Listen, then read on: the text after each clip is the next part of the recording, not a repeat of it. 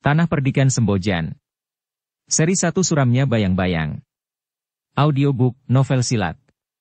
Cerita, Esa Mintarja. Episode 75.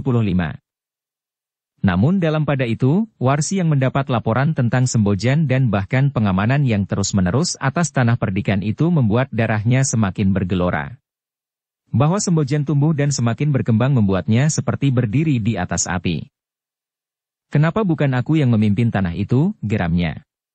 Perempuan itu sebenarnya tidak berkemampuan apa-apa. Ia telah menemukan tikar yang sudah terbentang. Ia tinggal duduk saja di atasnya bersama saudara-saudaranya. Dan perkembangan Tanah Perdikan itu berjalan dengan sendirinya. Kita tidak usah mengharapkannya lagi, berkata Kirangga.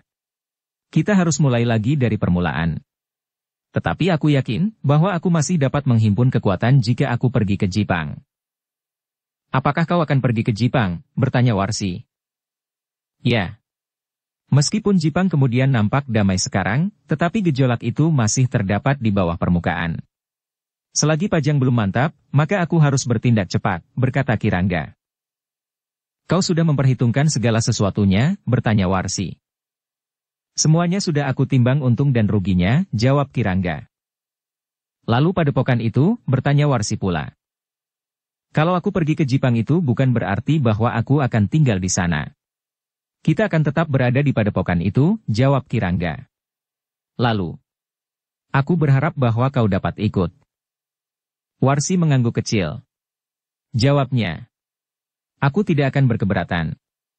Tetapi dengan demikian maka yang akan kita hadapi adalah langsung Pajang. Karena itu sebelumnya aku ingin membuat perhitungan yang lain. Aku sendiri akan membunuh Risang. Aku mampu membunuh Ki Gede Sembojan waktu itu. Kenapa aku tidak dapat membunuh bayi itu? Kau jangan hanyut oleh arus perasaanmu. Risang sekarang tidak penting lagi bagi kita. Mati atau tidak mati. Kita harus melepaskan mimpi kita tentang Tanah Perdikan itu, berkata Kirangga. Tetapi sulit bagiku untuk melakukannya, berkata Warsi. Tanah itu telah memberikan satu pahatan wujud di dalam hatiku. Karena itu, maka setiap saat aku akan selalu mengenangnya. Tetapi apa yang dapat kita temukan di tanah itu sekarang, bertanya Kirangga. Jika aku tidak dapat menguasai tanah itu, maka Iswari pun harus tidak pula. Jika aku mampu membunuh Risang, maka berarti kami berdua akan sama-sama gagal menguasai tanah itu. Itu akan memberikan sedikit kepuasan padaku. Tanpa Risang, Iswari pun bukan apa-apa lagi di Tanah Perdikan itu, ia tidak akan dapat mendapatkan anak lagi dari keturunan lurus kepala Tanah Perdikan di Sembojan. Kecuali jika kemudian ia menjual dirinya kepada laki-laki yang akan mendapatkan hak untuk memimpin Tanah Perdikan itu.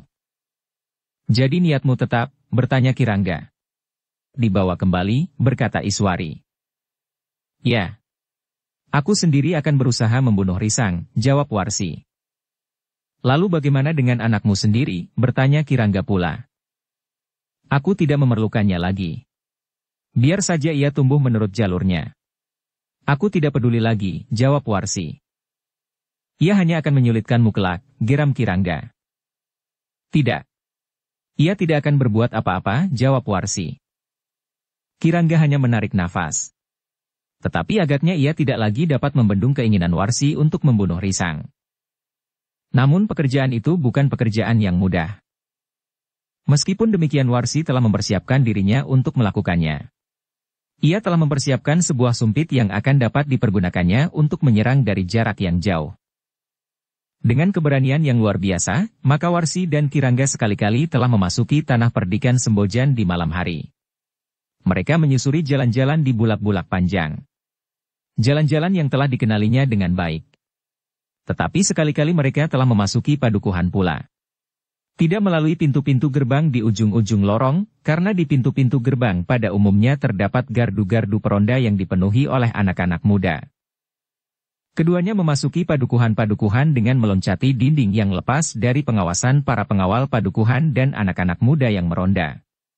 Tidak ada yang dilakukan oleh keduanya di padukuhan-padukuhan itu kecuali sekadar ingin melihat kembali isi dari Tanah Perdikan itu. Semakin banyak yang dilihatnya, maka semakin tidak rela rasanya Tanah Perdikan itu dipimpin oleh Iswari. Karena itu, maka seperti yang dikatakannya, jika ia tidak mewarisi kedudukan di tanah perdikan itu, maka orang lain pun tidak akan mewarisinya pula. Karena itu, maka niatnya untuk membunuh Risang menjadi semakin menyala di hatinya. Pada hari-hari berikutnya, maka Warsi tidak hanya memasuki padukuhan-padukuhan di tanah perdikan itu, tetapi ia sudah berani memasuki padukuhan induk. Warsi sengaja tidak membawa orang lain kecuali Kirangga Gupita, karena orang lain itu hanya akan menghambat rencananya saja. Tetapi ternyata memang tidak mudah untuk membunuh Risang. Rumah Ki Wiradana itu cukup besar. Meskipun Warsi mengenal dengan baik setiap bilik di rumah itu, tetapi ia tidak dapat memperhitungkan di manakah Risang itu tidur di malam hari. Aku akan mencarinya, geram Warsi. Tetapi Kirangga menggeleng. Katanya, jika kita masih mempunyai cita-cita atau keinginan, jangan lakukan itu. Setidak-tidaknya sekarang. Kenapa? Kau ragukan kemampuanku, bertanya Warsi. Tidak. Kau mewarisi ilmu Kalamerta sepenuhnya, berkata Kirangga. Tetapi kau pun tidak boleh ingkar dari kenyataan, bahwa di dalam rumah itu banyak terdapat orang berilmu tinggi. Seandainya kau mampu mengimbangi mereka seorang demi seorang, tetapi jika kau menghadapi mereka bersama-sama, maka rasa-rasanya kau akan mengalami banyak kesulitan. Warsi menarik nafas dalam-dalam. Ia memang tidak dapat berkisar dari kenyataan itu. Meskipun bagi Warsi, para pengawal di gerbang rumah kepala tanah perdikan Sembojan itu dapat diabaikan, tetapi tidak demikian halnya para penghuni yang ada di dalamnya. Namun dalam pada itu, Warsi tidak mengetahui sama sekali, bahwa pada saat-saat ia mengamati rumah itu, yang dilakukannya tidak hanya semalam, tetapi beberapa malam, Iswari sedang tekun berada di dalam sanggar. Iswari sedang menempuh laku yang berat untuk menerima satu jenis ilmu yang belum dikenal sebelumnya, yang disusun oleh 3 orang tua yang berilmu tinggi. Tetapi dengan penjajagan yang berulang kali, serta usaha untuk menyesuaikan landasan ilmu yang ada dan beberapa kemungkinan lain, maka seakan-akan ilmu yang dinamakan Jangat Tinatelon itu diciptakan khusus bagi Iswari. Selagi Iswari hampir siang dan malam berada di sanggar pada saat ia menjalani laku, maka Warsi sibuk mencari kesempatan untuk dapat membunuh Risang. Bahkan keberanian Warsi yang sulit untuk ditakar itu telah mendorongnya untuk lewat melalui jalan di padukuhan induk itu tidak di malam hari, tetapi di siang hari. Meskipun Warsi dan Kirangga berusaha untuk menyamarkan diri mereka, tetapi keberanian itu adalah di luar perhitungan orang-orang tanah perdikan Sembojan, sehingga justru karena itu, tidak seorang pun yang menduga bahwa Warsi dan Kirangga akan memasuki tanah perdikan itu di siang hari. Hal itulah sebenarnya yang telah memberikan kesempatan kepada keduanya. Orang-orang tanah perdikan tidak tertarik untuk memperhatikan, ketika 2 orang laki-laki dan perempuan memakai tudung kepala yang agak lebar dan runcing yang terbuat dari daun kelapa yang dianyam rapi berjalan lewat jalan yang membelah padukuhan induk. Jalan itu memang jalan yang cukup ramai dilalui orang dari padukuhan-padukuhan sebelah menyebelah. Jika orang-orang yang pergi dan kembali dari pasar di ujung padukuhan induk. Bahkan orang-orang dari Kademangan di luar tanah perdikan yang memerlukan untuk membeli sesuatu di pasar yang terhitung besar di lingkungan tanah perdikan Sembojan dan sekitarnya. Di pasar itu terdapat beberapa macam barang yang di pasar-pasar yang lebih kecil lainnya tidak terdapat. Orang-orang yang berpapasan dengan sepasang laki-laki dan perempuan itu juga mengira bahwa keduanya adalah orang-orang dari lingkungan tetangga mereka. Namun tidak seorang pun yang menduga atau bahkan bagi mereka tidak akan masuk akal, bahwa Kirangga Gupita dan Warsi berjalan melalui jalan di padukuhan induk tanah perdikan. Dalam pada itu ketika Warsi dan Kirangga berjalan melalui jalan di depan rumah kepala tanah perdikan Sembojan keduanya sempat berhenti sejenak. Di hadapan orang-orang yang bertugas di regol halaman, Kirangga telah menjatuhkan batu titikan yang dipakainya untuk membuat api dengan amput aren. Pada saat Kirangga mengambil batu titikan itulah, Warsi sempat memperhatikan halaman rumah yang cukup luas itu, meskipun tidak seluas halaman Banjar. Anak setan itu ada di sana, geramnya. Sebenarnya Warsi melihat Risang bermain-main di pendapa bersama 2 orang perempuan. Seorang pemomongnya dan seorang lagi adalah bibi. Namun di sudut pendapa itu 2 orang pengawal sedang bergurau pula dengan anak yang sekali-kali berlari ke arah mereka sambil membawa sepotong bambu yang dibuat sebagai pedang-pedangan. Warsi menarik nafas dalam-dalam. Meskipun ia sempat melihat risang, tetapi ia tidak mempunyai kesempatan untuk berbuat sesuatu atas anak itu. Ia tahu bahwa orang-orang yang ada di pendapa itu tentu orang-orang yang memiliki kemampuan di atas tataran orang dan pengawal kebanyakan. Ketika Warsi menggeram, Kirangga telah mendapatkan batu titikannya. Bahkan ia pun sempat berdesis. Kau harus menahan diri di sini. Kau tidak akan dapat berbuat apa-apa sekarang. Warsi mengangguk, betapapun hatinya bergejolak. Sejenak kemudian dua orang laki-laki dan perempuan itu telah melanjutkan perjalanan. Beberapa langkah dari pintu gerbang itu Warsi berpaling memandangi dinding-dinding halaman yang menurut pendapatnya tidak begitu tinggi. Tetapi di siang hari ia memang tidak akan dapat berbuat apa-apa. Sementara di malam hari tidak diketahuinya, di mana risang itu disembunyikan. Karena itu yang dapat dilakukan oleh Warsi adalah menggeram sambil menggeretakkan giginya. Dengan penuh kebencian ia berkata, "Tetapi aku bersumpah untuk membunuh anak itu. Bukan hanya anaknya, tetapi juga ibunya." Kirangga tidak menyahut. Ia sadar, jika Warsi sedang melepaskan kemarahannya, ia tidak mau mendengarkan pembicaraan orang lain. Untuk melepaskan dendam dan kebencian yang bergejolak di dalam dadanya, maka Warsi telah mengambil kesempatan untuk mematangkan ilmunya. Bersama Kirangga Gupita yang membawa bekal ilmu dari perguruan lain, keduanya telah mempergunakan waktunya yang cukup banyak untuk menempa diri. Baik jika mereka berada di sarang-sarang mereka yang baru, tempat mereka menyembunyikan harta benda yang sempat mereka pindahkan, atau jika mereka sedang berada di padepokan mereka. Meskipun keduanya tetap memelihara citra mereka sebagai dua orang suami istri yang baik, namun di dalam sanggar mereka telah menjadi sangat garang. Sambil menempa diri sejadi-jadinya, Warsi selalu bergumam. Aku harus membunuh mereka. Anak dan ibunya. Tetapi kesempatan itu tidak pernah didapatinya. Dalam keadaan yang tidak tertahankan lagi, maka Warsi pun kemudian berkata kepada Kirangga Gupita. Aku akan menempuh jalan lain. Jalan apa? Bertanya Kirangga. Menurut pendengaranku, Iswari juga memiliki ilmu yang sangat tinggi. Karena itu, untuk menyelesaikan dendam di hati kami masing-masing, maka aku akan menantang perang tanding. Apakah kau sudah gila? Sahut Kirangga. Kau tetap meragukan kemampuanku? Bertanya Warsi. Tidak. Selalu aku katakan tidak. Apalagi setelah kau salurkan kemarahan dan dendammu pada latihan dengan laku yang berat ini. Tetapi menantang Iswari berperang tanding adalah sama dengan menyerahkan kepada orang-orang tua di tanah perdikan Sembojan, sahut Kirangga. Tidak, jawab Warsi. Perang tanding itu tidak akan diganggu oleh orang lain. Aku atau perempuan itulah yang akan mati. Jika kau tidak dapat membunuhnya, maka gagallah semua usahamu. Kau tentu juga tidak akan dapat membunuh anaknya. Karena itu kita harus membunuh anaknya lebih dahulu jika kau kehendaki. Baru kemudian kau dapat menantangnya jika kau belum puas dengan kematian anak itu, berkata Kirangga. Tetapi kesempatan itu tidak pernah aku dapatkan. Di siang hari tidak dan di malam hari pun sulit. Aku pun sebelumnya menganggap bodoh orang-orang kita yang gagal membunuh anak itu. Tetapi kini aku percaya bahwa kesempatannya memang kecil sekali, jawab Warsi. Karena itu, aku akan langsung pada sasaran.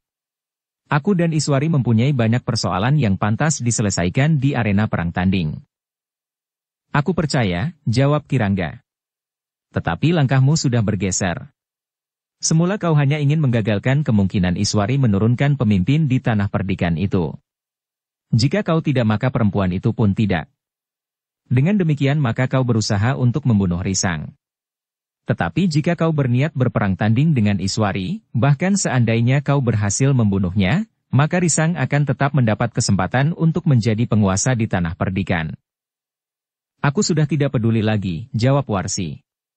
Tetapi aku berharap, jika kita kelak sempat membangun kembali Jipang, kapanpun waktunya, aku akan tetap membuat perhitungan dengan Sembojan.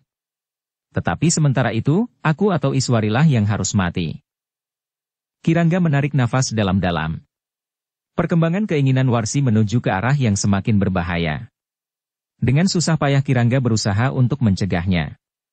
Warsi, apakah kau yakin bahwa jika kau menantang perang tanding itu, kau tidak akan dikhianati? Misalnya tiba-tiba saja kau telah disergap oleh beberapa orang atau bahkan sepasukan pengawal dipimpin oleh orang-orang yang juga berilmu tinggi di tanah perdikan ini. Jika demikian, aku akan mati dengan sangat terhormat.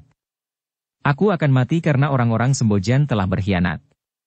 Orang-orangku akan menceritakan kepada semua orang Pajang, Jipang dan Demak bahwa pewaris ilmu Kalamerta dibunuh dengan curang oleh orang-orang Sembojan. Justru pada saat perang tanding. Jadi kau benar-benar akan melakukannya, bertanya Kirangga. Aku akan mencari kesempatan, jawab Warsi yang sudah tidak dapat mengekang diri itu. Kirangga termangu-mangu. Sebenarnya ia mempercayai kemampuan Warsi yang semakin lama menjadi semakin masak. Di setiap kesempatan, didorong oleh dendam dan kebenciannya, ia selalu menempa diri dan mematangkan ilmunya. Latihan-latihan yang berat dan mendasar. Ternyata bahwa Warsi memang mempunyai satu keinginan, menyelesaikan persoalannya dengan Iswari melalui cara yang telah dipilihnya. Agaknya Warsi telah memikirkannya beberapa lama meskipun seakan-akan keinginan itu bangkit dengan tiba-tiba. Ternyata Warsi tidak hanya berangan-angan tentang perang tanding itu. Pada satu hari, ia benar-benar telah memerintahkan seorang kepercayaannya pergi ke tanah perdikan Sembojan. Bertemulah dengan perempuan yang bernama Iswari itu, berkata Warsi. Sampaikan kepadanya, apakah ia bersedia menyelesaikan persoalan di antara kami dengan laku kesatria. Apakah maksudnya, bertanya orang itu. Aku tantang perempuan itu untuk berperang tanding. Jika ia benar-benar memiliki sifat kesatria, maka perempuan itu tentu tidak akan menolak. Tetapi jika perempuan itu tidak lebih dari sekadar mainan, maka ia tentu tidak akan berani turun ke arena perang tanding, berkata Warsi. Orang itu termangu-mangu sejenak. Ia membayangkan betapa ngerinya memasuki lingkungan tanah perdikan Sembojan. Mungkin ia diterima sebagai utusan, tetapi mungkin tidak. Mungkin orang-orang Sembojan tidak mengakuinya sebagai utusan yang harus dilindungi.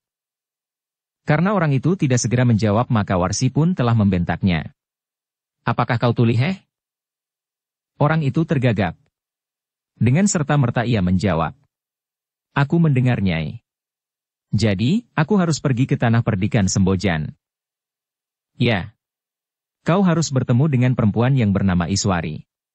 Dengar. Warsi itu hampir berteriak. Iya, iya Nyai. Aku mendengar, sahut orang itu. Aku harus mengatakan kepada perempuan itu, bahwa Nyai telah menantangnya untuk berperang tanding. Nah, pergilah, geram Warsi. Orang itu tidak mendapat kesempatan untuk minta penjelasan. Jika sekali ia bertanya, mungkin beberapa giginya akan rontok karenanya. Namun ia sudah tahu maksud Warsi itu. Betapapun ia merasa cemas untuk memasuki tanah perdikan Sembojan, maka ia harus melakukannya. Jika ia sengaja tidak melakukannya karena ia tidak ingin jatuh ke tangan orang-orang Sembojan yang marah, maka ia akan mengalami perlakuan yang lebih parah dari Warsi. Bahkan mungkin Kirangga pun akan ikut campur. Karena itu, maka ia tidak berbicara lagi dengan Warsi. Ia pun segera mempersiapkan diri untuk pergi ke tanah perdikan Sembojan. Perjalanan ke Sembojan itu sendiri meskipun harus bermalam di jalan, namun bukan merupakan satu kesulitan bagi orang itu. Tetapi demikian ia mendekati batas tanah perdikan, ia menjadi termangu-mangu. Jika ia tertangkap sebelum menyatakan maksudnya, mungkin akibatnya akan lain. Ia tidak akan pernah mendapat kesempatan untuk bertemu dengan perempuan yang bernama Iswari. Tetapi ketika ia menelusuri jalan yang ramai memasuki tanah perdikan bersama dengan orang-orang yang pergi dan kembali dari pasar, maka rasa-rasanya tidak akan ada orang yang dapat dengan segera mengenalinya. Ternyata orang itu tidak mau membuang banyak waktu. Yang pertama-tama dilakukan setelah ia berada di tanah perdikan Sembojan adalah benar-benar pergi ke pasar. Ia membeli makan dan minum sepuas-puasnya. Jika terjadi sesuatu di tanah perdikan ini, maka aku sudah makan dan minum dengan puas, berkata orang itu di dalam hatinya. Dari pasar ia pun langsung menuju ke rumah perempuan yang bernama Iswari itu. Ketika ia sampai di regol maka pengawal yang berjaga-jaga di regol itu pun telah menghentikannya. Apalagi karena orang itu belum pernah dilihatnya. Siapa kau? Bertanya seorang pengawal. Orang itu tidak mau berteka-teki lebih panjang tentang dirinya. Karena itu, maka ia pun telah menjawab dengan terus terang. Aku adalah utusan Nyai Wiradana. Utusan Nyai Wiradana. Heh, Apakah kau mengigau? Aku belum pernah melihat tampangmu, sahut pengawal itu. Orang itu mengerutkan keningnya. Namun ia pun segera menyadari bahwa perempuan yang bernama Iswari itu juga Nyai Wiradana. Karena itu maka ia pun menjelaskan. Maksudku Nyai Wiradana yang muda yang bernama Warsi. Pengawal itu menjadi tegang. Tiba-tiba saja tombaknya merunduk. Katanya, kau jangan asal saja berbicara. Aku tidak berbohong, aku adalah utusan Warsi untuk menghadap Nyai Wiradana yang bernama Iswari, jawab orang itu. Lalu, aku tidak bersenjata sama sekali, karena aku hanya utusan untuk menyampaikan satu persoalan. Pengawal itu termangu-mangu. Ada dua dugaan yang menggelepar di dalam dadanya. Orang itu benar-benar tidak berniat apapun kecuali menyampaikan satu pesan, atau justru orang itu terlalu yakin akan kemampuannya, sehingga ia menganggap orang-orang yang ada di rumah itu tidak akan berdaya menghadapinya. Kisanak, berkata utusan itu. Berilah aku kesempatan untuk menghadap Iswari. Aku tidak akan berbuat apa-apa kecuali berbicara. Pengawal itu tidak mau melakukan kesalahan. Karena itu, maka orang itu pun telah dibawanya ke gardu. Katanya, tunggu di sini bersama pengawal-pengawal itu. Aku akan menyampaikan persoalanmu lebih dahulu. Baik, jawab orang itu. Dengan singkat pengawal itu memberitahukan kepada 3 orang kawannya tentang orang yang baru datang, sementara itu ia pun segera melaporkan tentang kehadirannya. Yang pertama-tama dijumpai oleh pengawal itu adalah Gandar. Kepada Gandar ia melaporkan bahwa seorang utusan Warsi telah datang untuk bertemu dengan Nyai Wiradana yang bernama Iswari. Utusan Warsi?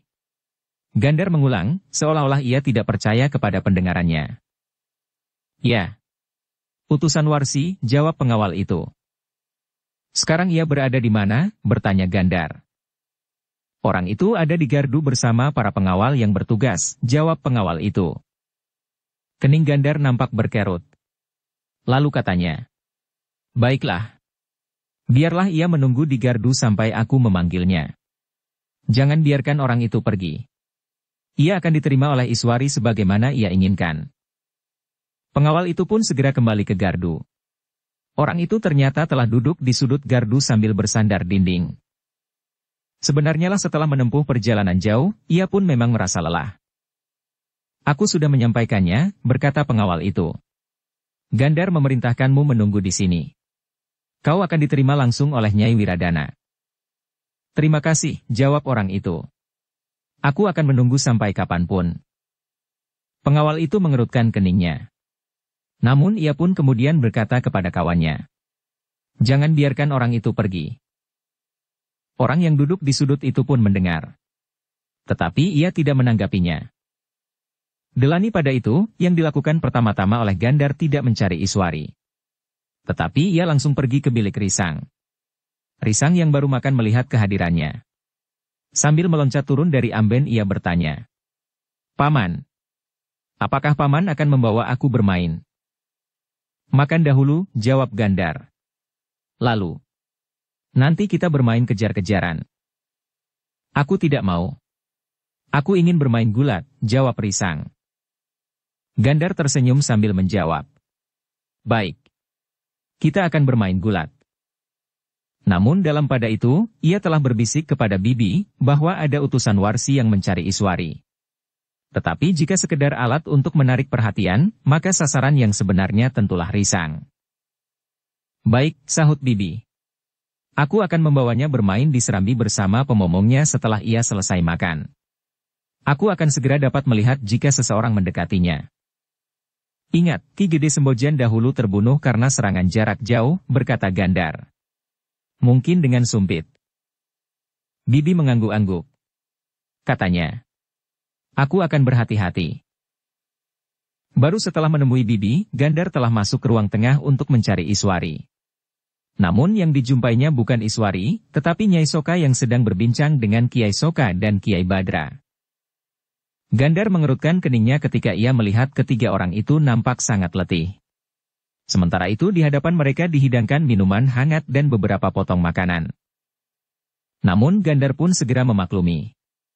Mereka bertiga baru saja selesai dengan pewarisan ilmu mereka yang baru. Janget tina telon. Ilmu yang di antara mereka bertiga tidak ada yang memilikinya. Tetapi bersama-sama mereka telah menurunkan ilmu yang mereka sebut Janget Tinatelon itu. Marilah Gandar, berkata Nyai Soka sambil tersenyum. Gandar pun kemudian duduk di antara mereka. Namun ia pun segera bertanya. Di mana Iswari? Nyai Soka menarik nafas dalam-dalam. Katanya. Ia baru saja menyelesaikan laku. Ia letih sekali. Hampir saja ia menjadi pingsan. Namun Wadak Iswari, meskipun seorang perempuan, ternyata kuat sekali. Apakah ia sekarang sedang tidur? Bertanya Gandar. Nyai Soka menggeleng. Katanya. Iswari baru mandi keramas di Pakiwan. Kenapa? Gandar mengangguk-angguk. Katanya. Ada sesuatu yang penting baginya. Tetapi aku akan menunggu. Apakah yang penting itu? Bertanya Nyai Soka. Di gardu di sebelah Regol, seorang yang mengaku utusan Warsi akan menemuinya untuk menyampaikan suatu pesan, berkata Gandar. Nyai Soka, Kiai Soka dan Kiai Badra memang terkejut. Dengan nada rendah Nyai Soka bertanya. Untuk apa? Aku belum bertanya kepadanya, jawab Gandar. Demikian aku mendengar dari pengawal yang bertugas, maka aku telah memperingatkan Bibi. Mungkin orang itu sekadar umpan untuk menarik perhatian. Nyai Soka mengangguk-angguk. Katanya. Ya. Aku sependapat. Lalu bagaimana? Apakah Iswari dapat menerimanya? Bertanya Gandar. Nyai Soka pun kemudian telah bangkit. Katanya. Aku akan menyusulnya di Pakiwan. Ia dalam keadaan lemah. Jika ia mengalami serangan yang tiba-tiba ia tidak akan dapat melawannya. Dengan tergesa-gesa Nyai Soka itu telah pergi ke Pakiwan. Ia masih mendengar percikan air di Pakiwan itu. Namun ia sempat pula memanggil. Iswari. Kaukah itu? Ya nenek, jawab Iswari. Aku belum selesai. Baik. Aku akan menunggumu di sini. Ada sesuatu yang penting buatmu, berkata Nyai Soka. Ada apa nek? Bertanya Iswari. Selesaikan. Jangan berhenti, berkata Nyai Soka. Iswari memang tidak berhenti. Ia menyelesaikan mandi dan keramasnya dengan air abu merang. Baru kemudian setelah selesai, dan kemudian membersihkan badannya pula, Iswari keluar dari Pakiwan. Namun Iswari memang merasa aneh, bahwa Nyai Soka seakan-akan telah menungguinya selama ia mandi. Dengan demikian maka Iswari memang menjadi bertanya-tanya, apa yang telah terjadi? Kenapa nenek menunggu aku mandi? Bertanya Iswari kemudian. Nyai Soka tersenyum. Katanya. Tidak apa-apa. Tetapi marilah. Kau segera berpakaian. Ada tamu ingin menemuimu. Tamu, ulang Iswari. Tamu yang sangat khusus. Utusan seorang perempuan yang bernama Warsi, jawab Nyai Soka. Warsi. Iswari terkejut. Maksud nenek, Warsi istri muda Kakang Wiradana. Nyai Soka mengangguk sambil menjawab. Ya. Tentu ada sesuatu yang penting. Tetapi rambutku basah, jawab Iswari. Biarkan saja rambutmu terurai. Yang penting, kau menemuinya dan mendengar kata-katanya. Mungkin diperlukan sikap yang khusus menghadapi Warsi itu sekarang, berkata Nyai Soka. Orang itu belum mengatakan apa-apa, bertanya Iswari. Belum. Ia baru mengatakan bahwa ia ingin bertemu dengan Nyai Wiradana, itu pun baru lewat Gandar. Orang itu masih berada di gardu, jawab Nyai Soka. Iswari pun kemudian segera pergi ke biliknya untuk berpakaian. Tetapi karena rambutnya basah, maka dibiarkannya rambutnya yang panjang itu terurai.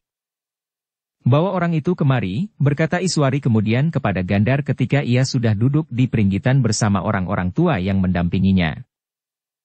Demikianlah maka Gandar telah pergi ke gardu.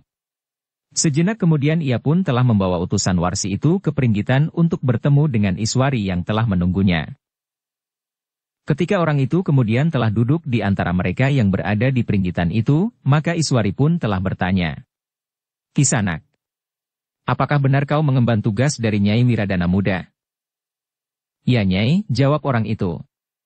Aku memang hanya sekadar utusan untuk menyampaikan pesan kepada Nyai. Apa pesannya? Bertanya Iswari. Utusan itu memang tidak ingin berbelit-belit. Ia pun kemudian menyampaikan langsung pesan Nyai Wiradana, yang menghendaki agar kedua istri Wiradana itu menyelesaikan semua persoalan dengan perang tanding yang adil. Pesan itu memang mengejutkan. Iswari seperti juga orang-orang tua di tanah perdikan itu serta Gandar justru tercenung untuk beberapa saat. Baru kemudian Nyai Wiradana itu berkata, "Jika aku tidak salah pendengaranku, Nyai Wiradana muda menantang aku untuk berperang tanding." "Ya Nyai," jawab utusan itu. "Tetapi aku hanya sekadar menyampaikannya." "Bagaimana jawaban Nyai, itu pun akan aku bawa dan aku sampaikan sebagaimana adanya kepada Nyai Wiradana muda." Iswari menarik nafas dalam-dalam. Namun ia pun bertanya, "Bagaimana wujud dari perang tanding itu, di mana dan kapan?" "Semuanya terserah kepada Nyai," jawab utusan itu. "Pada dasarnya tantangan ini aku terima," jawab Iswari tanpa berpikir panjang. "Iswari," desis Nyai Soka. Iswari berpaling. Tetapi pada wajahnya nampak sikapnya yang mantap, yang agaknya sulit untuk dapat diubah. Karena itu, maka Nyai Soka pun berkata, "Iswari, jika kau memang menerima tantangan itu, maka semuanya harus jelas. Semuanya harus bersikap kesatria. Perang tanding adalah salah satu cara penyelesaian yang menurut aku tidak harus ditempuh. Namun jika cara itu sudah dipilih, maka persoalannya harus tuntas." "Nenek benar," jawab Iswari. "Karena itu, maka aku ingin mengajukan beberapa syarat. Perang tanding itu tidak boleh dicampuri oleh siapapun. Perang tanding itu harus sampai pada satu kenyataan yang pasti, siapakah yang kalah dan siapakah yang menang. Hidup atau mati bagi seorang yang kalah, tergantung pada yang menang." Utusan itu mengangguk-angguk. Syarat itu wajar bagi perang tanding.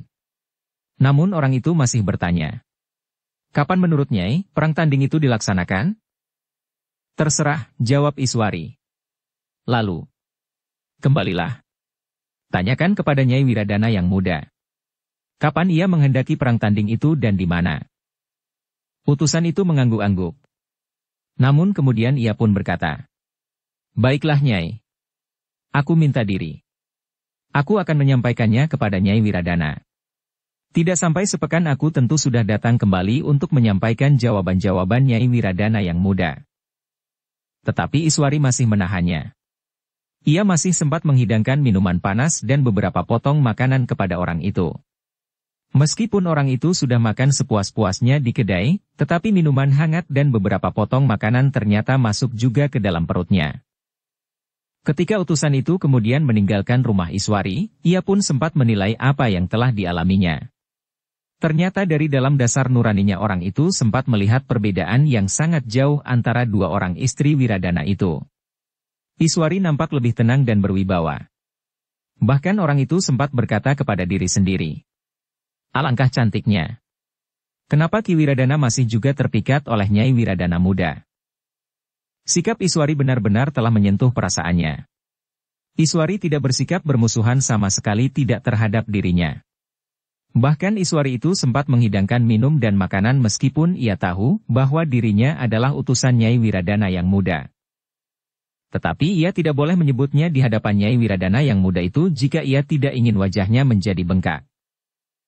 Demikianlah maka orang itu pun kemudian telah bergegas menuju ke jalan kembali. Ia harus berhati-hati agar tidak seorang pun yang mengikutinya. Mungkin sikap Nyai Wiradana itu hanya sekadar mengelabuhinya, sementara ia lengah, maka seseorang atau lebih petugas sandi tanah perdikan itu mengikutinya sampai ke sarang yang dirahasiakan itu. Tetapi setelah orang itu keluar dari telatah tanah perdikan, maka ia pun menjadi yakin bahwa tidak ada seorang pun yang mengikutinya. Demikianlah, maka ia pun kemudian mempercepat perjalanannya. Ia ingin segera sampai ke sarangnya dan memberikan jawaban sebagaimana dikatakan oleh Iswari serta beberapa pertanyaan tentang pelaksanaan perang tanding itu. Namun bagaimanapun juga berjalan secepat dapat dilakukan, namun ia masih juga terhambat oleh malam yang turun. Karena itu, maka orang itu harus mencari tempat yang paling baik untuk bermalam. Tidak di tempat yang sering dikunjungi orang, tetapi juga tidak di tempat yang sering dikunjungi binatang buas. Dalam sepinya malam, orang yang sendiri itu sempat mengunyah makanan yang dibelinya di perjalanan. Tetapi ketika ia merasa haus, maka ia tidak mempunyai bekal minum. Seharusnya aku membawa impes untuk tempat air, berkata orang itu kepada diri sendiri. Tetapi ia pun kemudian dapat melupakannya karena ia pun segera tertidur oleh perasaan letih yang mulai mencengkam kakinya. Namun ia tidak membuang banyak waktu. Sebelum matahari terbit ia sudah bangun dan meneruskan perjalanannya. Ketika ia datang di sarang yang dirahasiakan itu, maka ia masih mendapati Warsi dan Kirangga berada di tempat itu. Warsi ternyata tidak sabar menunggu orang itu duduk. Dengan lantang ia bertanya.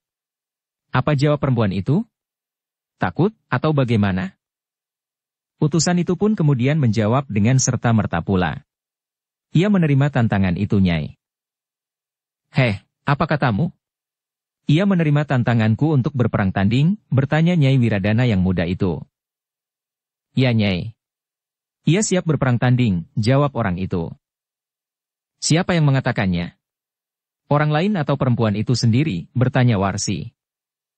Perempuan itu sendiri, jawab utusan itu. Ia menemui aku dengan rambut terurai. Agaknya ia baru saja mandi keramas, karena rambutnya itu basah. Persetan dengan rambut terurai, geram Warsi. Tetapi apa katanya? Utusan itu pun kemudian melaporkan semua hasil pembicaraannya dengan Iswari itu. Pada dasarnya tantangan itu diterima. Kemudian Iswari memberikan kesempatan kepada Warsi untuk menentukan tempat dari perang tanding itu. Anak iblis, geram Warsi. Perempuan itu memang bodoh. Kenapa ia berani menerima tantanganku? Kebetulan bagimu, sahut Kirangga. Kau akan dapat membunuhnya tanpa campur tangan orang lain. Jika orang-orang tanah perdikan itu jujur sebagaimana kita harapkan, maka kematian Iswari hanya dapat ditangisi oleh orang-orang tanah perdikan yang bodoh dan masih saja mengaguminya. Jika kau berhasil, maka mungkin pandangan orang-orang tanah perdikan itu kepadamu akan berubah. Nah, bukankah rencana ini baik bagiku, desis Warsi? Jika aku mengikuti pendapatmu, maka kesempatan seperti ini tidak akan aku dapatkan. Mudah-mudahan orang-orang tanah perdikan bukan orang-orang licik, desis Kirangga. Baiklah. Kita kesampingkan sikap orang-orang tanah perdikan itu. Apapun yang mereka lakukan. Tetapi bagaimana menurut penilaianmu dengan jujur? Apakah aku akan dapat membunuhnya? Bertanya Warsi. Jika tidak terjadi keajaiban, maka kau akan dapat melakukannya. Seorang memang pernah melaporkan bahwa telapak tangan Iswari itu dapat membekas di kulit lawannya justru pada saat perempuan itu mendukung anaknya. Itu memang harus kau perhatikan. Seorang yang ilmunya belum matang, maka anak di dalam dukungannya itu tentu akan ikut hangus. Tetapi Iswari mampu menyalurkan ilmunya pada bagian-bagian anggota badannya yang dikehendakinya. Itu satu pertanda bahwa ia memiliki kematangan laku pada pengeterapan ilmu. Tetapi kau tidak perlu gentar, kau juga mempunyai kekuatan puncak yang dapat kau pergunakan. Selama ini kau mempelajarinya pula. Bahkan dengan rantaimu itu, kau akan mempunyai kelebihan. Kau mampu menyalurkan kekuatan cadangan dan ilmumu tidak saja pada anggota badanmu tetapi juga pada senjatamu yang jarang kau pergunakan jika tidak pada saat-saat yang paling puncak itu, berkata Kirangga. Warsi mengangguk-angguk. Ia selalu mengadakan latihan yang keras kepada Kirangga. Satu hal yang tidak pernah dapat dilakukannya bersama Ki Wiradana yang ilmunya sama sekali belum mapan. Di samping itu, kemampuan lontaran senjata-senjata kecil telah dipelajari dengan baik sekali oleh Warsi, sehingga akan dapat dipergunakan untuk menghancurkan lawannya pada saat-saat yang gawat. Karena itu, maka Warsi pun telah membicarakannya dengan Kirangga, kapan sebaiknya perang tanding itu dilakukan. Ambillah waktu yang terdekat yang menurut pertimbanganmu paling baik, berkata Kirangga. Sehingga perempuan itu tidak sempat sama sekali untuk melakukan sesuatu dengan ilmunya. Jika ia sudah terdesak waktu, maka ilmunya tidak akan lebih dari yang dimilikinya sekarang. Warsi mengangguk-angguk. Katanya, aku sependapat. Aku sekarang sudah siap. Nah, karena kau sudah menentukan jalan yang paling baik menurut pertimbanganmu, maka biarlah keputusanmu itu segera disampaikan, berkata Kirangga. Baiklah, berkata Warsi. Lalu katanya kepada utusannya itu. Pergilah kembali ke tanah perdikan Sembojan. Katakan kepada Iswari bahwa aku menantangnya berperang tanding pada saat bulan purnama 7 hari mendatang. Aku akan berada di padang rumput serpihan, di pinggir kali Pideksa. Dilepas tanah persawahan. Aku akan keluar dari alas masaran memasuki padang perdu dan kemudian padang rumput serpihan. Terserah perempuan yang bernama Iswari itu akan datang dari mana. Kami akan melakukan perang tanding di tempat terbuka. Aku akan membawa beberapa saksi. Biarlah perempuan itu juga membawa saksi. Tetapi para saksi tidak akan terlibat dalam permusuhan. Mereka hanya akan menyaksikan dan kemudian menerima akhir dari perang tanding itu sebagai satu keputusan. Kami akan menyelesaikan persoalan ini dengan tuntas. Cadangan dan ilmumu tidak saja pada anggota badanmu tetapi juga pada senjatamu yang jarang kau pergunakan jika tidak pada saat-saat yang paling puncak itu, berkata Kirangga. Baiklah Nyai, jawab utusan itu. Tetapi kapan aku harus berangkat? Kapan? Jadi kau masih bertanya, bentak Nyai Wiradana yang muda itu. Orang itu termangu-mangu. Namun Warsi itu pun telah membentaknya lebih keras. Pergi sekarang kepada perempuan itu. Jangan kelambatanmu menjadi alasan baginya untuk menggagalkan perang tanding itu. Dukung channel Novel Silat dengan subscribe, follow, like, komen dan share. Jantung orang itu pun hampir saja rontok karenanya. Tetapi ia tidak berani bertanya lagi. Ia pun kemudian beringsut sambil berkata, "Baiklah. Aku berangkat sekarang." Warsi itu pun kemudian melemparkan beberapa keping uang sambil berkata, "Nih bekalmu di perjalanan. Jika kurang, ambil sendiri di rumah-rumah yang kau lalui." Orang itu memungut uang yang dilemparkan oleh Warsi sambil berkata, "Ini sudah cukup Nyai. Aku akan mengatakan semua pesan itu. 3 hari lagi aku akan datang kembali untuk memberikan laporan perjalananku." "Pergilah," geram Warsi kemudian. Orang yang baru saja datang itu harus menempuh perjalanan kembali. Bukan perjalanan yang dekat. Tetapi perjalanan yang cukup jauh, karena ia harus bermalam di perjalanan pula. Tetapi orang itu tidak dapat ingkar. Ia harus pergi karena ia sadar bahwa Warsi adalah orang yang memiliki watak yang keras dan bahkan kasar. Apalagi jika perempuan itu sedang dibayangi oleh persoalan-persoalan yang baur seperti yang sedang dihadapinya itu. "Aku dapat beristirahat di perjalanan," berkata orang itu. Sebenarnya lah beberapa saat kemudian orang itu pun telah berjalan menuju arah yang berlawanan dari beberapa saat lalu. Ia harus kembali ke tanah perdikan Sembojan. Tetapi karena ia tidak berangkat pagi-pagi, maka ia tidak akan mencapai separuh perjalanan pada hari itu. Apalagi karena ia memang merasa sangat letih, maka ia tidak dapat berjalan terlalu cepat. Bahkan ia pada kesempatan pertama telah berhenti di sebuah kedai yang dijumpainya di perjalanan. Ternyata bahwa Warsi cukup banyak memberinya bekal. Uang atau barang-barang berharga bagi Warsi seakan-akan tinggal mengambilnya seberapa dikehendaki. Karena itu, maka yang diberikan kepada orang itu pun ternyata lebih dari cukup untuk bekal di perjalanan menuju ke tanah perdikan Sembojan. Namun orang itu juga tidak berani terlalu sendat berjalan, karena jika saatnya kembali ia belum juga datang, maka akan mungkin saja ia menjadi sasaran kemarahan Warsi yang nampaknya baru dicengkam oleh perasaan yang buram. Demikianlah, maka segala sesuatunya telah dilaksanakannya dengan baik. Ia telah menghadap sebelumnya, ia sempat mendapat hidangan makan dan minum. Bahkan Iswari telah memberinya kesempatan untuk bermalam jika dikehendakinya, karena orang itu datang menjelang senja. Utusan itu memang ragu-ragu. Namun agaknya lebih baik tidur di serambi atau di gardu sekalipun daripada tidur di semak-semak yang mungkin akan dapat menimbulkan persoalan. Mungkin dengan orang yang kebetulan lewat untuk berburu atau keperluan lain yang tidak diketahui, atau mungkin binatang yang biasanya diburu itu menemukannya tidur nyenyak karena kelelahan. Karena itu, maka orang itu pun telah bermalam di rumah Iswari. Ia mendapat tempat di gandok dekat longkangan yang langsung dapat diamati dari serambi samping. Ternyata bahwa 2 orang penjaga khusus telah berada di serambi itu bergantian semalam penuh. Tetapi orang itu memang tidak akan berbuat apa-apa. Ia memang hanya ingin dapat tidur nyenyak semalam suntuk.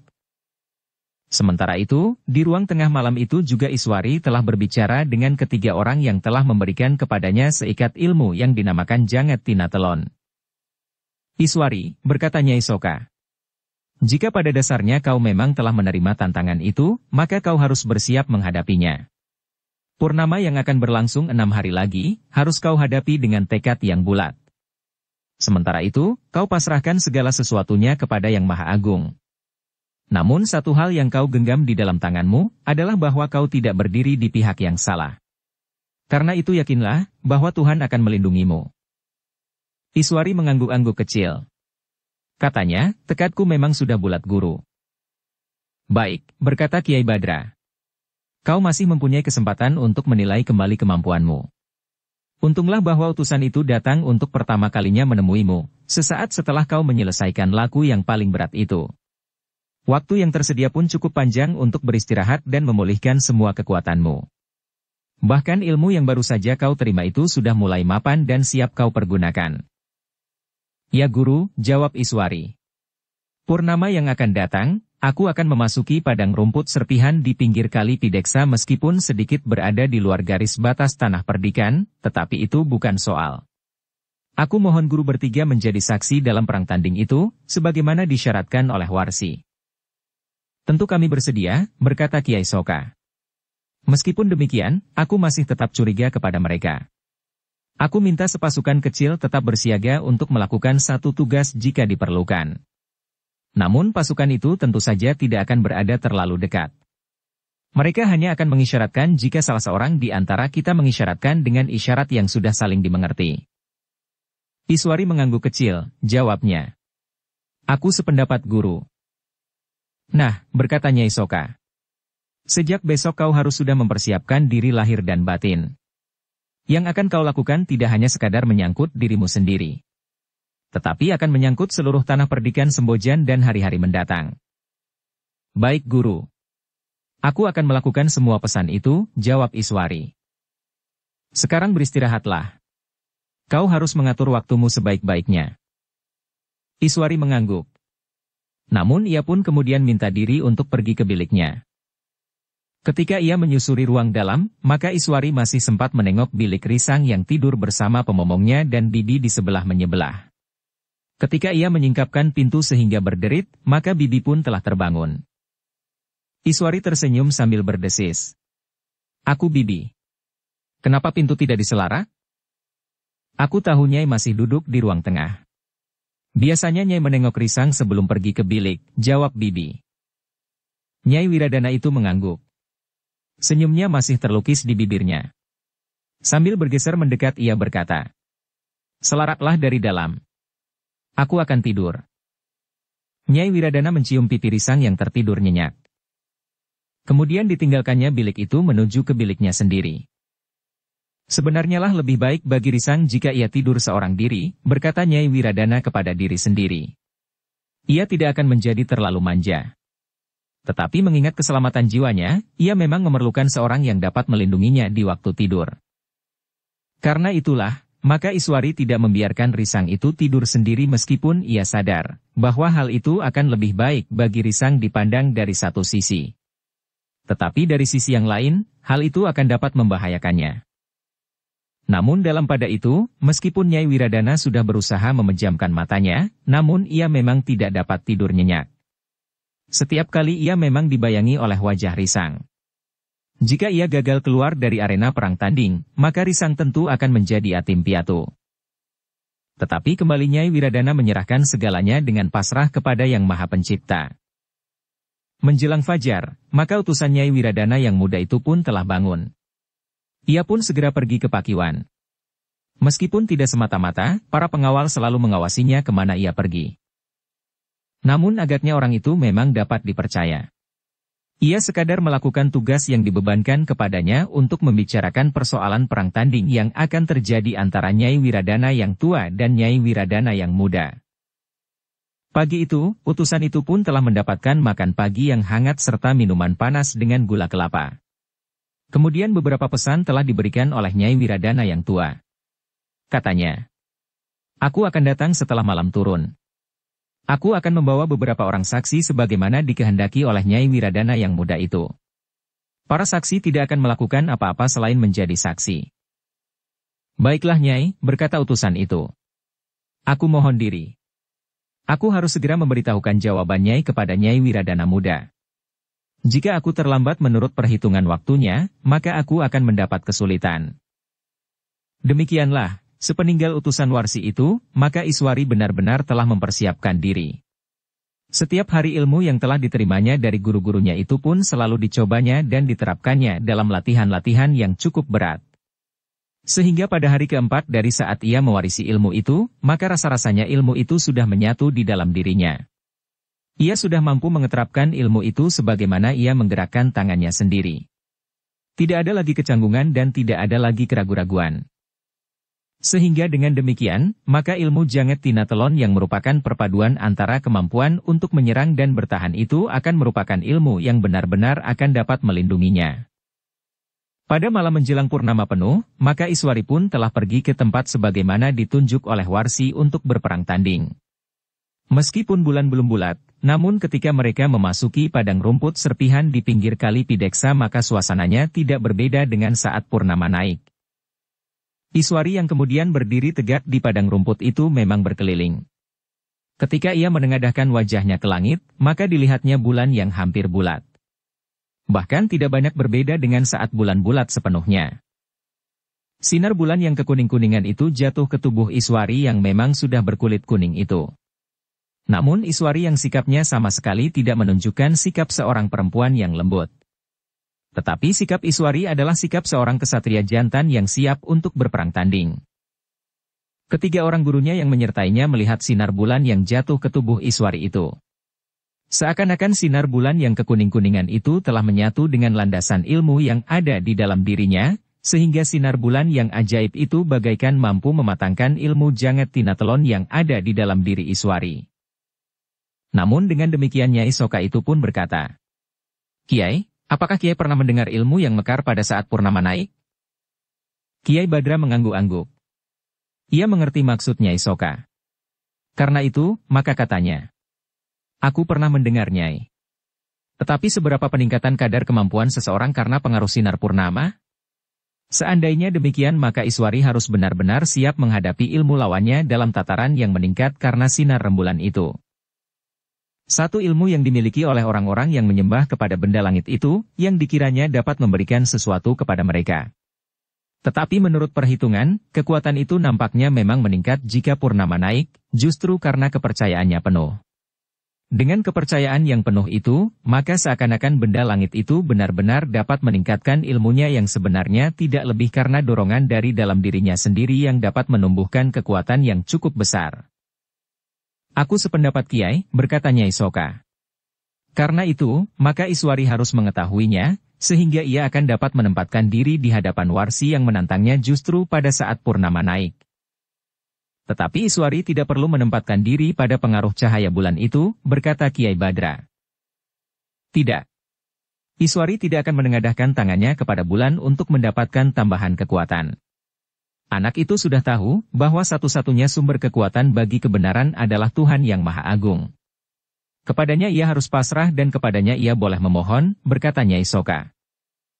Jika demikian, maka tidak ada kecemasan sama sekali meskipun Iswari akan bertempur di bawah sinar bulan yang sedang purnama, berkata Kiai Badra. Namun tiga orang tua itu tidak mengganggu saat-saat Iswari memusatkan nalar budinya di tengah-tengah ara-ara itu untuk mempersiapkan dirinya.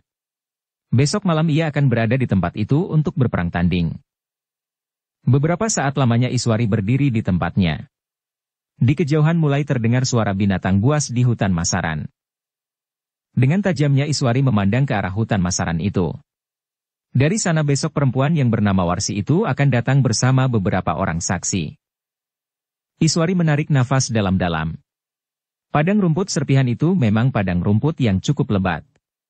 Ada beberapa gerumbul batang-batang perdu yang tumbuh di antara lebatnya rumput dan ilalang. Beberapa saat kemudian, maka Iswari pun telah puas memandangi padang rumput yang bermandi cahaya bulan ini. Besok bulan akan menjadi semakin terang. Tetapi bulan itu akan menerangi dua orang perempuan yang akan berada dalam putaran perang tanding yang ganas.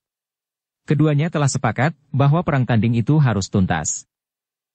Namun demikian, Nyai Soka, Kiai Badra dan Kiai Soka memang melihat kemungkinan yang tidak dikehendaki jika Warsi ingin curang.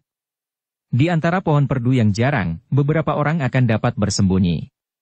Bahkan jika seseorang bertiarap di antara rumputan dan ilalang, maka dari jarak yang agak jauh orang itu tidak akan dapat dilihatnya. Tetapi Iswari tidak akan membawa pengawal yang akan bersembunyi seperti itu. Sepasukan kecil pengawal dari tanah perdikan Sembojan akan dipersiapkan di luar padang rumput itu. Mereka setiap saat akan dapat cepat datang jika memang diperlukan. Tetapi jika Warsi tidak membawa pasukan, maka apapun yang terjadi, pasukan itu akan tetap berada di tempatnya. Menjelang tengah malam, maka nampaknya Iswari sudah puas mengamati keadaan di padang rumput serpihan itu. Ia pun kemudian memberi isyarat kepada kedua kakek dan neneknya untuk meninggalkan padang rumput itu. Demikianlah maka mereka pun telah melangkah di antara rumputan yang lebat dan batang-batang ilalang. Dengan nada rendah Iswari berkata, "Satu tempat yang memang menarik untuk melakukan perang tanding itu." "Iya," jawab Nyai Soka. "Mudah-mudahan tidak terjadi kecurangan." "Padang ini cukup luas Guru," berkata Iswari. "Tetapi beberapa batang pohon perdu yang tumbuh di antara batang ilalang yang tinggi itu akan dapat menjadi tempat bersembunyi. Juga seseorang akan terlindung jika ia bertiarap di antara batang ilalang," berkata Nyai Soka. "Biarlah kita tidak berprasangka buruk," berkata Iswari. Perempuan itu agaknya benar-benar ingin menunjukkan kemampuannya dalam perang tanding. Nyai Soka mengangguk-angguk. Namun ia pun kemudian telah mengatakan kepada Iswari tentang kepercayaan bahwa bulan purnama itu akan dapat memberikan kekuatan yang lebih besar pada jenis ilmu tertentu. Namun Nyai Soka pun telah memberitahukan sikapnya serta dua orang kakek Iswari itu tentang cahaya bulan. Iswari mengangguk-angguk. Katanya, "Terima kasih Guru. Semuanya itu akan dapat aku jadikan bekal untuk menghadapi lawanku besok. Seandainya ia percaya bahwa sinar bulan itu akan mampu meningkatkan ilmunya, maka aku pun yakin bahwa di atas kebenaran aku akan dapat mengalahkannya. Semoga Yang Maha Agung melindungi aku." Nyai Soka mengangguk-angguk. Sementara itu mereka pun telah keluar dari padang rumput. Jika di sebelah yang lain terdapat hutan yang disebut hutan Masaran, maka Iswari bersama guru-gurunya telah memasuki pategalan yang sepi. Apalagi di malam hari. "Di sini kita menempatkan sekelompok kecil pengawal," berkata Nyai Soka. Iswari mengangguk-angguk. Ia memang sudah mendengar rencana neneknya itu. Namun ia pun sudah berpesan bahwa pasukan itu hanya digerakkan jika lawannya berbuat curang. Jika tidak, apapun yang terjadi, pasukan itu harus tetap berada di tempatnya. Di sisa malam itu Iswari mencoba untuk beristirahat. Ia ingin tidur nyenyak. Meskipun beberapa saat lamanya, perasaannya terasa nyeri juga. Sekilas ia telah mengenangkan apa yang pernah terjadi pada dirinya sejak ia berada di tanah perdikan itu. Terkilas diingatannya, bagaimana ia disisihkan oleh Ki Wiradana karena kehadiran perempuan yang bernama Warsi itu. Hampir saja ia telah dibunuh oleh perempuan yang bernama Serigala Betina itu, yang ternyata mempunyai kelembutan hati yang lebih halus dari Ki Wiradana, suaminya. Dan apalagi perempuan yang bernama Warsi itu. Jika saat itu perempuan yang disebut Serigala Betina itu tidak membiarkannya hidup bersama anak di dalam kandungannya, maka tanah perdikan Sembojan itu tentu mempunyai cerita yang jauh berlainan dengan yang terjadi saat itu. Dalam pada itu, Iswari masih juga sempat memikirkan risang di saat ia berperang tanding besok malam. Jika perang tanding itu sekedar merupakan pancingan untuk memisahkan orang-orang yang berilmu tinggi di rumah itu dari risang, maka ia pun harus berhati-hati. Dengan demikian maka Iswari memutuskan untuk menyerahkan risang kepada bibi. Namun Gandar, Sambi Wulung dan Jati Wulung akan tetap berada di rumah. Mereka harus ikut bertanggung jawab seandainya yang datang Ki Randu Keling sekalipun. Bahkan Iswari pun telah memikirkan kemungkinan beberapa orang pengawal yang harus dengan cepat menyampaikan isyarat dengan panah sendaran yang bertunda jika terjadi sesuatu di rumahnya, sementara Warsi tidak hadir di padang rumput serpihan. Di samping itu, maka seluruh pasukan pengawal tanah perdikan harus dipersiapkan sebaik-baiknya untuk mengatasi jika terjadi sesuatu. Para pengawal terbaik harus berada di sekitar rumahnya untuk menjaga segala kemungkinan. Iswari itu menarik nafas dalam-dalam. Menjelang dini hari, maka ia pun sempat tertidur beberapa lama. Di hari berikutnya, menjelang malam purnama, Iswari rasa-rasanya tidak mau berpisah dengan risang. Hampir sehari penuh Iswari telah bermain-main dengan anaknya itu. Meskipun bagi risang, ibunya tidak mengalami perubahan sikap, namun bagi orang yang telah cukup dewasa akan segera melihat bahwa memang terjadi kegelisahan di dalam diri Iswari. Iswari sama sekali tidak menggelisahkan dirinya sendiri. Tetapi setiap kali ia menatap wajah Risang, maka darahnya serasa berdenyut lebih cepat. Tetapi tekad di dalam dada Iswari memang sudah bulat seperti bulatnya purnama yang akan naik malam nanti. Ia harus membuat perhitungan dengan perempuan yang pernah menjadi madunya itu. Perempuan yang telah banyak menyusahkan dirinya dan yang selalu mengancam keselamatan anaknya.